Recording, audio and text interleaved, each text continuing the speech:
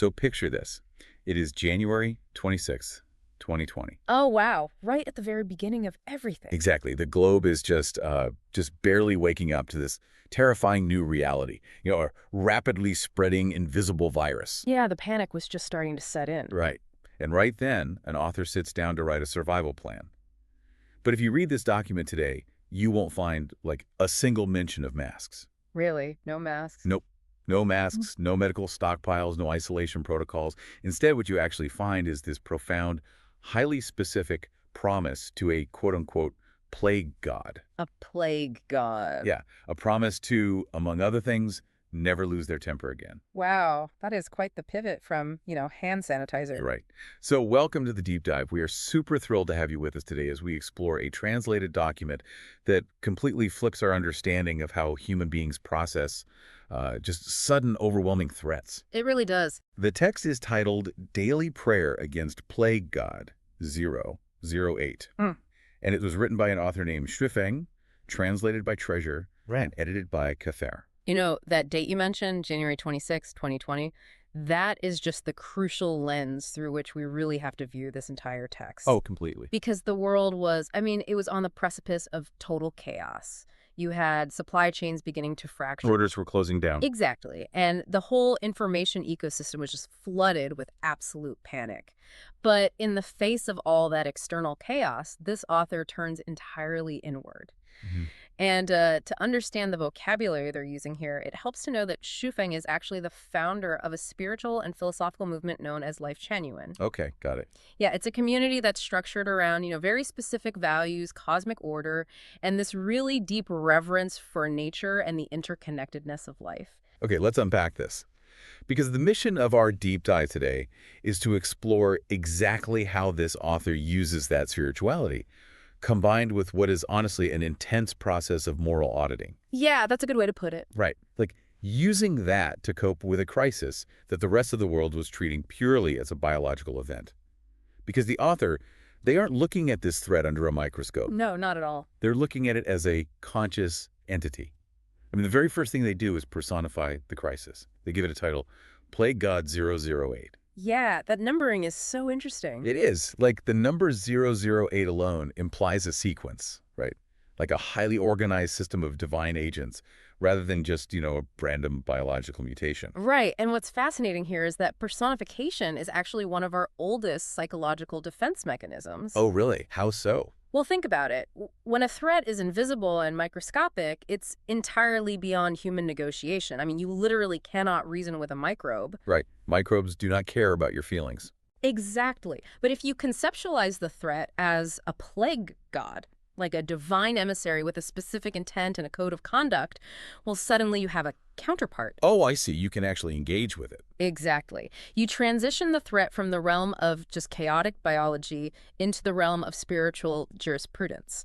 And the text immediately establishes this. The author literally states, "Heaven knows me, all gods understand me, heaven and earth watch my actions." Wow. Yeah. The author is basically placing themselves inside a cosmic courtroom. And the emotional response to standing in that courtroom, that's what completely caught me off guard. Yeah. Because you would expect terror, right? You're facing a plague god. Yeah. But the author writes, though the plague god emerges, I remain at peace. That's incredible. Yeah, I remain at peace. They claim this peace comes from an understanding of natural laws and karma. They even compare the whole situation to astronomy, which I loved. Oh, right. The sun and moon analogy. Yeah, they note that even the sun and moon must run along their trajectories. So the plague god is just, fulfilling its trajectory. It's no different than a celestial body doing its thing. Which is such a wild mental shift.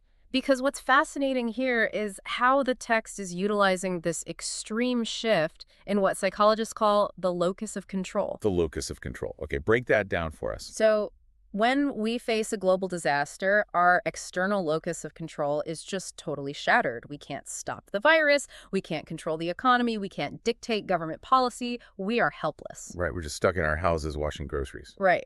But this author neutralizes the panic of that shattered external control by just fully embracing a system of cosmic justice. If everything is karma, like the text states, then there are absolutely no accidents. Wow. The plague isn't a tragedy at all. It's an audit. It's literally the universe balancing its books through very clear rewards and punishments. I really like that concept, that idea of the cosmic audit, because it reminds me of the psychology of dealing with the IRS. Oh, that's a perfect analogy. Right. Because nobody actively desires an IRS audit.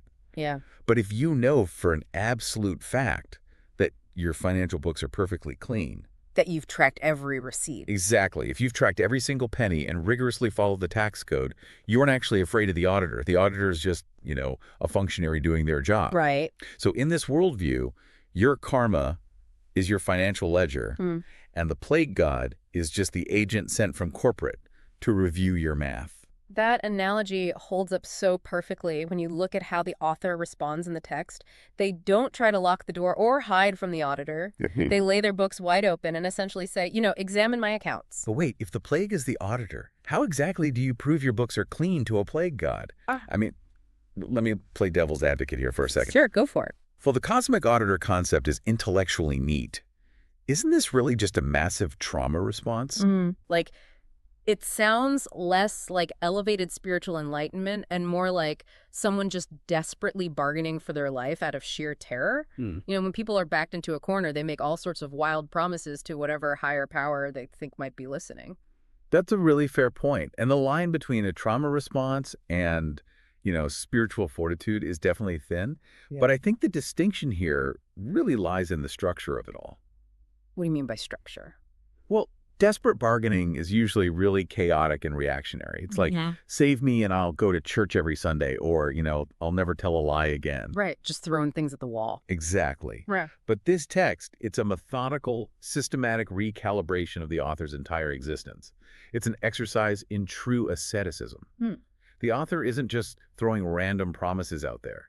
They are engaging in a highly organized, sequential purification of their physical, emotional, and social behaviors. Okay, yeah, that structural logic really does become apparent when you actually look at the progression of the vows they make. Yeah, it's very deliberate, because they start by neutralizing their physical and biological footprint, right?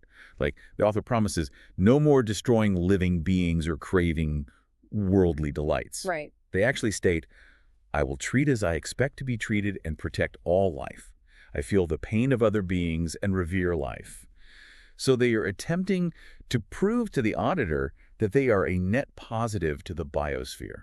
And the causal link there is just profound. In the face of a biological threat to their own life, the author's primary defense is radical empathy toward other lives. Oh, wow. Yeah. It's an assertion that under these natural laws, all biological life is an interconnected web. If you want the plague god to, spare your specific thread, you have to demonstrate that you actively cherish and protect the surrounding threads. It's almost like a mechanism of building spiritual immunity. Exactly. Spiritual immunity. That's a great way to put it. So then once they establish that biological baseline, the vows move inward, targeting the mind. And this is where it gets incredibly demanding, I think. Oh, absolutely. Because the author vows to no longer lose their temper, to stay far from anger, to take all things as they are, and to diffuse all resentment. And we all know that anger is literally the very first somatic response when we feel threatened or helpless. Right, because anger is fundamentally an aggressive attempt to assert control over an external environment that is refusing to comply with your wishes. That makes total sense. So by vowing to release anger and diffuse that resentment, the author is actively dismantling their own ego. In the logic of this prayer, holding on to anger generates friction, and friction generates negative karma. Oh, interesting. Yeah, they're trying to achieve a state of inner stillness that mirrors the flawless trajectories of the sun and the moon that we talked about earlier. Right. Like, if the celestial bodies don't throw tantrums about their assigned paths, neither should the practitioner. I love that. So then the text shifts from the internal mind out to the external world of economics and ethics. And this is where the author makes a promise that I just found utterly counterintuitive for a survival scenario. Oh, I know exactly which one you're talking about. Right. They promise to be frank and righteous, not to swindle, not to engage in illicit sexual relations, and never to produce impure or poisonous things, which is all fairly standard morality. Yeah. But then they write, I will never gather movable property, but keep my mind clean. Yeah, this raises an important question about human behavior during a crisis, because what is our innate biological instinct when civilization Oh, wobbles? you hoard. You absolutely hoard. Exactly. You gather resources, you stockpile food, you acquire movable property to build a fortress of security against the unknown. You buy literally every roll of toilet paper on the supermarket shelf. Precisely, which is the exact opposite of what this author is vowing to do here. Right. By linking the gathering of movable property directly to having an quote-unquote unclean mind, they are utilizing extreme asceticism as a psychological shield. A psychological shield. Okay, how does that work? Well, when you refuse to participate in the gathering of property, you completely opt out of the competition for scarce resources. Ah, I see. You neutralize the anxiety of the supply chain collapse entirely because you have already detached yourself from the need for those supplies in the first place. It's a deliberate unburdening. Like, if you own nothing, you have nothing to lose, and therefore you have nothing to fear. Exactly. But the author doesn't just make these promises casually. They bind them with a terrifying self-punishment clause. Like they literally pray, God shall test my heart and crumble my bones if I do evil again. Crumble my bones. It's intense, isn't it? But that phrasing, crumble my bones, it highlights the psychological necessity of high stakes here. Okay, what do you mean by that? In order for the cognitive dissonance to resolve, in order for the author to truly convince themselves that this new hyper-regulated behavior is actually going to protect them from a deadly virus, the internal penalty for failure has to be as severe as the external threat. Oh, that makes so much sense. Right. By internalizing the punishment, they basically take the weapon out of the plague god's hands. If the author is willing to crumble their own bones for an ethical violation, the divine auditor has literally no punishment left to inflict. It is the ultimate reclamation of agency. But this immense effort to reclaim agency, it isn't just happening in a vacuum. The author isn't just, some rogue philosopher making up rules in the dark. No, not at all. As the prayer reaches its climax, all of these vows, the diet, the emotional regulation, the refusal of property, they all funnel into a very specific ideological framework. The author declares, I will observe Lifechanyuan values and follow the guide's lead. Yeah, and this is the pivot point of the entire document. The text moves away from the grueling work of individual moral auditing and into the profound relief of systemic surrender. Systemic surrender. Yeah. The Lifechanyuan values in the leadership of the guide, they represent a comprehensive architecture for living. The author is basically plugging their newly purified self into a larger, pre-existing matrix of meaning. I was actually thinking about the mechanics of a self-driving car when I read this part. Oh, I like that. Run with that. Okay, so think about it. If you are driving manually through a blinding whiteout blizzard, your nervous system is entirely overwhelmed. Oh, for sure. You're tense. You're sweating. Exactly. You are white-knuckling the steering wheel, your heart is pounding, you are terrified of making a fatal human error. But if you have a vehicle with an advanced, perfectly programmed autonomous driving system, and you push that button to just surrender control to the algorithm, Right. the blizzard is still raging outside. The danger hasn't actually changed at all. But your panic evaporates because the trusted system is now navigating the chaos for you. And I feel like that is exactly what the Lifechanyuan values are doing for this author. That captures the psychological utility perfectly. The author no longer has to individually calculate the moral weight of every single action in the middle of a global catastrophe. Right, the system does it. The algorithm, right? Yeah. The values of the community and the direction of the guide, it provides absolute ontological security. They even vow to associate with celestials to elevate my life towards heaven, which is shifting their identity from an isolated, vulnerable biological organism into an active participant in this cosmic elevation. And here's where it gets really interesting, because the emotional shift from the beginning of this document to the final lines is nothing short of a psychological metamorphosis. It really is night and day. Right.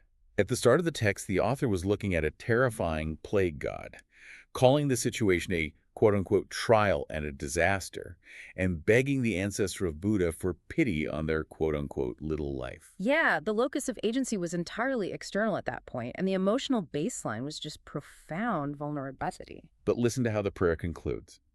After submitting to the audit, after vowing not to hoard property or hold on to anger, and after engaging that self-driving algorithm of their spiritual framework, the author writes something beautiful. Yeah, the final lines. They write, quote, my heart is now clear, pure, quiet, joyous, and with gratitude and a bright future ahead, unquote. Joyous. Gratitude in the face of a literal plague. It's astounding. The fear has been entirely eradicated. And if we connect this to the bigger picture, it reveals the true function of the prayer. I mean, this document is not merely a record of a person's beliefs. It is a highly engineered piece of psychological technology. Oh, I love that phrase, psychological technology. Yeah. The very act of reciting these laws, defining the bounds of personal responsibility, and aligning with a rigid spiritual path, that is the mechanism that transmutes terror into euphoria. Through the friction of extreme constraint, the author generated complete emotional freedom. They effectively wrote their way out of a panic state. Exactly. By taking absolute ownership of their internal world, their karma, their temper, their empathy, they removed all the psychological leverage of that external threat. If the plague god is just an auditor checking the math on natural laws, and your ledger perfectly aligns with the Lifechanyuan values, then the audit is no longer a threat. No, it becomes validation. Yes, you pass the test, and you are left feeling clear, pure, and quiet. It demonstrates a really fundamental truth about human resilience, I think. When the macro environment becomes totally unmanageable, our survival often depends on hyper-managing the microenvironment of our own minds. Yeah. Whether we use the vocabulary of Tao and karma or the terminology of modern cognitive psychology, we all require some kind of internal framework that renders the chaos intelligible. So what does this all mean for you navigating your own uncertainties today? Yeah. Because we've traveled a really fascinating arc through daily prayer against Plague God 008. We really have. We started with a looming personified threat that just shattered the illusion of global control.